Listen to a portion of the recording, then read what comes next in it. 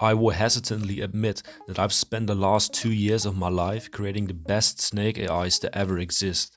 And while the final version is absolutely cracked at the game, leaving the best human speedrunners in the dust, today is about version 2 out of 5, which I also like to call the Great Upgrade, boasting an impressive average game length decrease of over 30% compared to version 1, aka the Great Disappointment. This is also the most satisfying AI to watch in my opinion, so without further ado, let's get into it. So you know the drill by now. The nerd graph shows the average, fastest and slowest games over 1000 games, since Snake is a very RNG heavy game. If you hate my voice, which I'm guessing is a disturbingly high percentage of you people, skip to the second chapter of this video to watch the zigzag version of the AI in peace. The straight path version is currently showing. By the way, if you haven't noticed yet, each Snake AI version and board size will have different colors, so you, dear viewer, can easily distinguish the great AIs from the more embarrassing ones.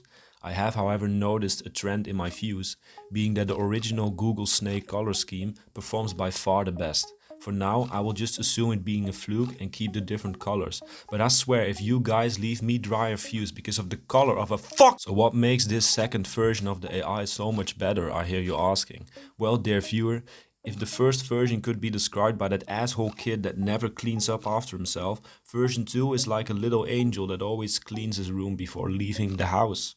So what do I mean with this? When version 1 is playing, the board looks like this. And while version 2 is playing, the board looks like this. Hallelujah! Notice how all the empty squares always form one continuous block that the snake has access to at all times. This means that no matter where the apple spawns, the snake never has to travel more than the current amount of empty squares.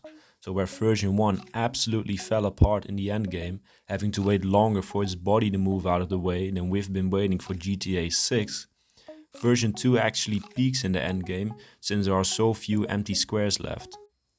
This can also be seen in the graph for the average game. The early game is really quick, since the snake is so short that it does not have to take longer routes around its own body.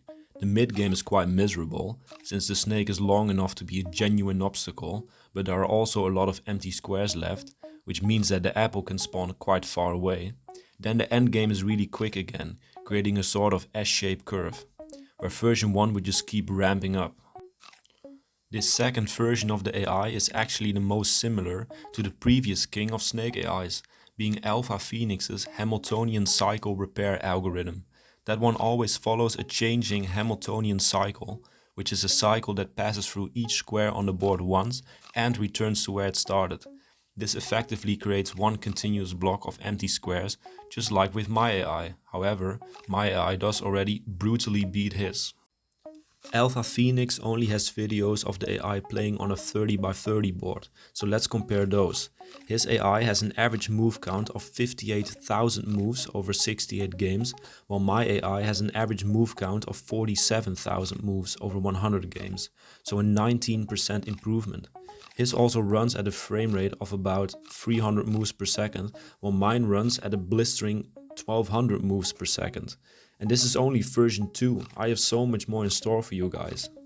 Okay, enough with the flexing. I already mentioned that version 2 always makes sure that the empty squares form one continuous block, but what it really does is prevent moves that would cut the continuous block of empty squares in two.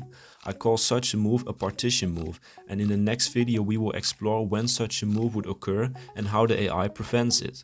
In this next video you will also see how version 2 performs on a slightly bigger 14 by 14 board, and yes, this scales way better than version 1 on bigger boards, so it will be a painless experience for once. See you in the next one.